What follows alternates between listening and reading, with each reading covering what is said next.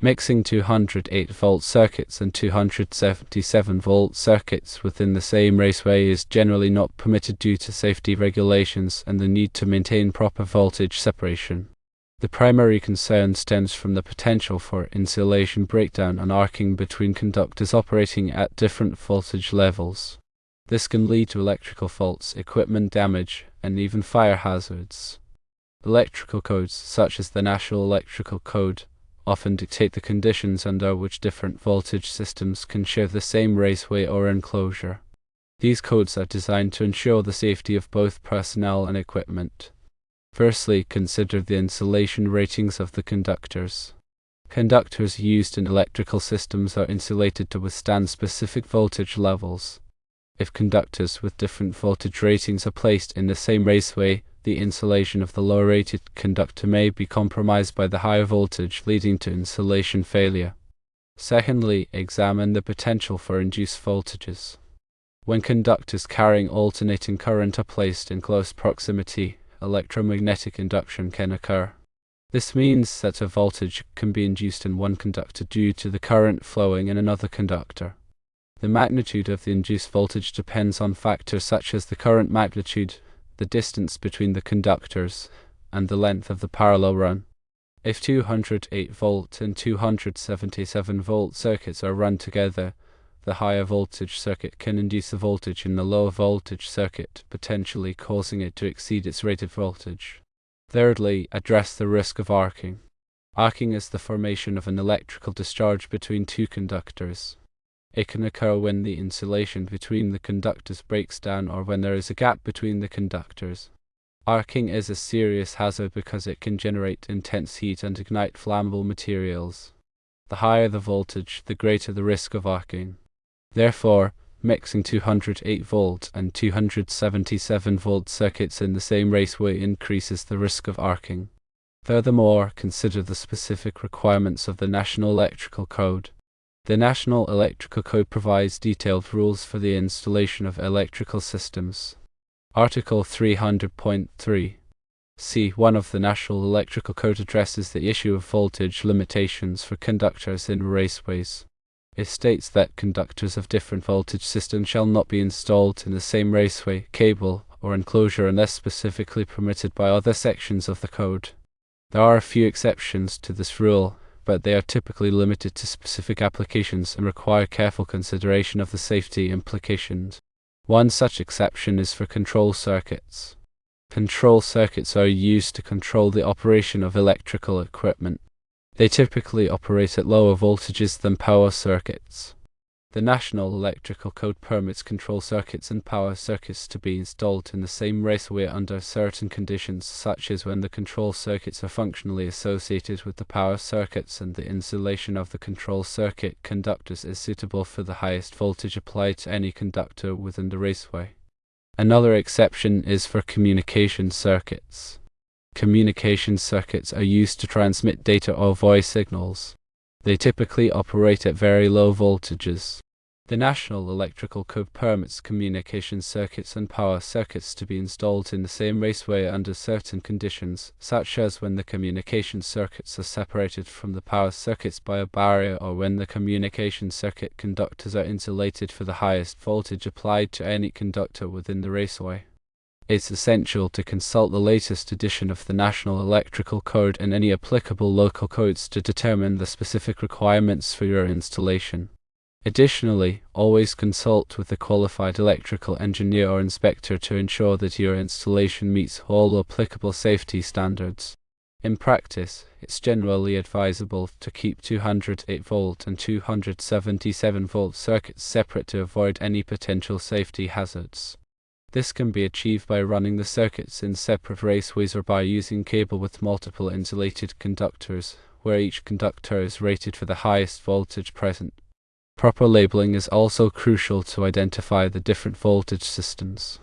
Clearly label each raceway or cable to indicate the voltage of the circuits it contains.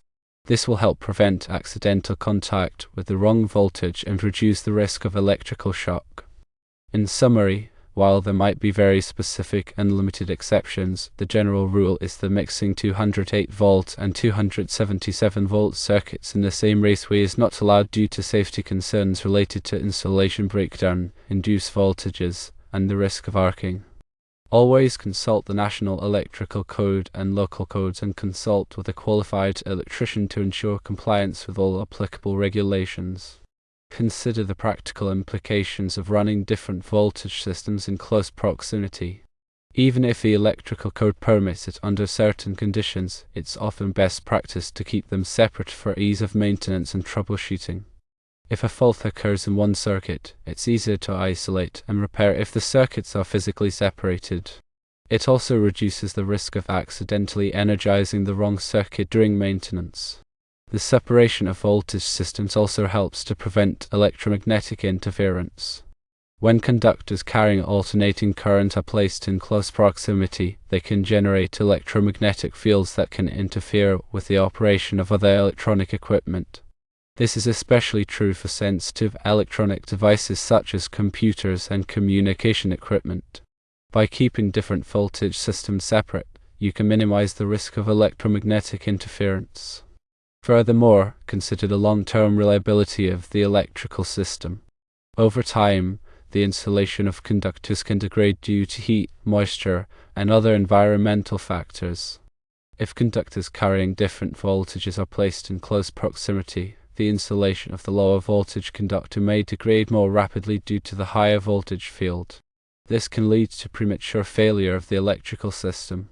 By keeping the voltage system separate, you can extend the lifespan of the electrical system and reduce the need for maintenance.